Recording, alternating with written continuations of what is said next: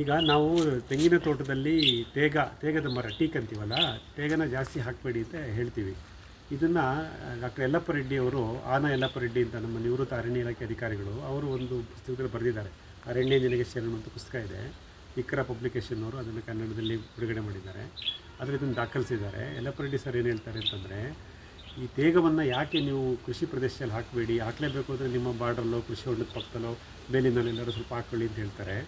ಯಾಕೆ ಅವರು ಅರಣ್ಯ ಇಲಾಖೆಯಲ್ಲೂ ಹಾಕಬೇಡಿ ಅಂತಲೇ ಅವ್ರು ಅರ್ಗಿ ಮಾಡ್ತಾಯಿದ್ರು ಅವರು ಅಧಿಕಾರದಲ್ಲಿದ್ದಾಗ.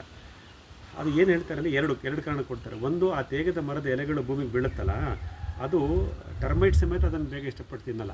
ಅಂದರೆ ಅದನ್ನು ಡಿಕಂಪೋಸಿಷನ್ನು ಭಾಳ ನಿಧಾನವಾಗಿ ಆಗ್ತಾ ಹೋಗುತ್ತೆ. ಅದರಲ್ಲಿ ನ್ಯೂಟ್ರಿಷನ್ಸು ಜಾಸ್ತಿ ಇರಲ್ಲ.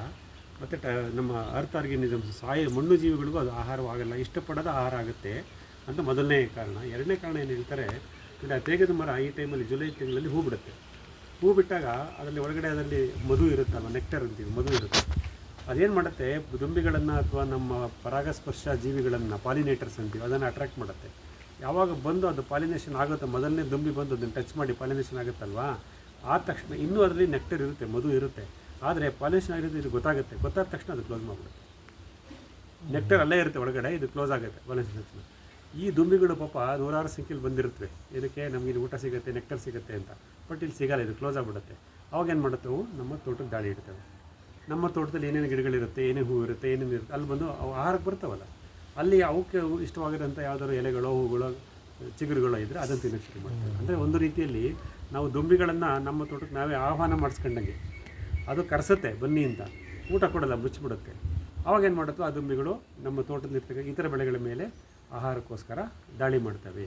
ಇದು ಯಾವುದಾದ್ರೂ ಒಂದು ಬಿಹೇವಿಯರೇ ಆ ಥರ, ಆ ತೇಗ ಮರದ ಹೂವಿನ ಬಿಹೇವಿಯರ್ ಆ ಥರ ಇದೆ ಅಂತ ಡಾಕ್ಟರ್ ಯಲ್ಲಪ್ಪ ರೆಡ್ಡಿ ಅವರ ಪುಸ್ತಕದಲ್ಲಿ ಬರೆದಿದ್ದಾರೆ. ಎಲ್ಲ ಕಾರಣವೂ ಇರಲಿ. ಆಮೇಲೆ ತೇಗ ಅನ್ನೋದು 35-40 ವರ್ಷಕ್ಕೆ ಹಾರ್ಡ್ವುಡ್ ಆಗಬೇಕು. ಅದಕ್ಕೆ ಒಂದು 1500-2000 ಮಿಲಿಮೀಟ್ರ್ ಮಳೆ ಬರಬೇಕು. ನಮ್ಮ ಕೊಡಗು, ಗೋಡಿಕೊಪ್ಪ, ಪೊನ್ನಂಪೇಟೆ, ಮಡಿಕೇರಿ, ಸಕಲೇಶ್ಪುರ, ನಮ್ಮ ಪಶ್ಚಿಮ ಘಟ್ಟಗಳು, ಅಲ್ಲಿ ಆ ಥರ ಮಳೆ ಬರುತ್ತೆ. ನಾವು ಈ ಭಾಗದಲ್ಲಿ ಎಲ್ಲ ಮಧ್ಯ ಕರ್ನಾಟಕದಲ್ಲಿ ಎಲ್ಲಿ ಬೆಳೆಯೋಕ್ಕೆ ಸಾಧ್ಯ? ಹಾಗಾಗಿ ಅಷ್ಟು ಮಳೆನೂ ಬರಲ್ಲ, ಅಷ್ಟು ಗಿಡನೂ ಇಲ್ಲಿ ಪರ್ವತಕ್ಕೆ ಬರಲ್ಲ. ಆಮೇಲೆ ಅದು ಫಾರೆಸ್ಟ್ ಲ್ಯಾಂಡ್ ಅಂತೀವಲ್ಲ, ಕಾಡು ಮಣ್ಣು, ಅಲ್ಲಿ ಚೆನ್ನಾಗಿ ಬರುವಂಥ ಮರಗಳು. ನಾವು ಈ ಥರ ನಾವು ಕಂಡಕಾಯಿ ಬೆಳೀತಿದ್ದ ಜಾಗದಲ್ಲಿ, ರಾಗಿ ಬೆಳೀತಿದ್ದ ಜಾಗದಲ್ಲೆಲ್ಲ ತೇಗದ ಮರ ತಂದು ಹಾಕೊಂಡು ಆಸೆಪಟ್ಟರೆ ಹೆಂಗೆ ಸಾಧ್ಯ? ಹಾಗೆ ಇಲ್ಲಿಯ ವಾತಾವರಣಗಳು, ಮಣ್ಣಿನ ಗುಣಧರ್ಮಗಳು ಮತ್ತು ವಾತಾವರಣ ಗುಣಧರ್ಮಗಳು ತೇಗದಂತಹ ಬಹುವಾರ್ಷಿಕ ನಮ್ಮ ಟಿಂಬರ್ ವ್ಯಾಲ್ಯೂ ಪ್ಲಾಂಟ್ಸ್ಗೆ ಸೂಟಬಲ್ ಅಲ್ಲ. ಇದು ನಾವು ತೆಂಗಿನ ತೋಟದಲ್ಲಿ ತಂದು ಹಾಕೊಂಡು ತೆಂಗಿಗೂ ಹಾಳು ಮಾಡ್ಕೊತಿದ್ದೀವಿ, ತೆಂಗಿಗೂ ಅಭಿವೃದ್ಧಿ ಆಗಲ್ಲ. ಅದರಲ್ಲಿ ಕೆನಪಿಗಳಲ್ಲಿ ಕಾನ್ಫ್ಲಿಕ್ಟ್ ಆಗ್ತಾ ಬರುತ್ತೆ. ಬೇರು ವಲಯದಲ್ಲೂ ಅದು ಅದನ್ನ ಸೂಕ್ಷ್ಮಜೀವಿಗಳು ಏನು ಆಶ್ರಯಿಸ್ತಾವಲ್ಲ, ಅವಕ್ಕೆ ಊಟ ಸಿಗಲ್ಲ. ಸೂಕ್ಷ್ಮಜೀವಿಗಳು ಸಹ ತೇಗದ ಮರದಲ್ಲಿ ಆಗತಕ್ಕಂಥ ಆಹಾರ ಇಷ್ಟಪಡಲ್ಲ. ಅಂದರೆ ಅಲ್ಲಿ ಮೈಕ್ರೋಬಿಯಲ್ ಡೆನ್ಸಿಟಿನೂ ಕಮ್ಮಿ ಆಗ್ತಾ ಬರುತ್ತೆ. ಯಾವಾಗ ತೇಗದ ಪಕ್ಕ ನಮ್ಮ ತೆಂಗು ಎರಡೂ ಬಂದಾಗ ಸೂಕ್ಷ್ಮಜೀವಿಗಳು ಕೆಲಸನೇ ಮಾಡಲ್ಲ, ಅಂದರೆ ಹೋಗಲ್ಲ, ಇಷ್ಟಪಡಲ್ಲ. ಹಾಗಾಗಿ ತೇಗವನ್ನು ನಾವು ಈ ಬಯಲುನಾಡಿನಲ್ಲಿ ಹಾಕೋದ್ರಿಂದ ಯಾವುದೇ ರೀತಿ ಲಾಭ ಇಲ್ಲ. ಇದು ನಮ್ಮ ಮುಖ್ಯ ಬೆಳೆ ಆದಂಥ ತೆಂಗು ಅಥವಾ ಇತರ ಹಣ್ಣಿನ ಬೆಳೆಗಳಿಗೆ ತೊಂದರೆ ಮಾಡುತ್ತೆ.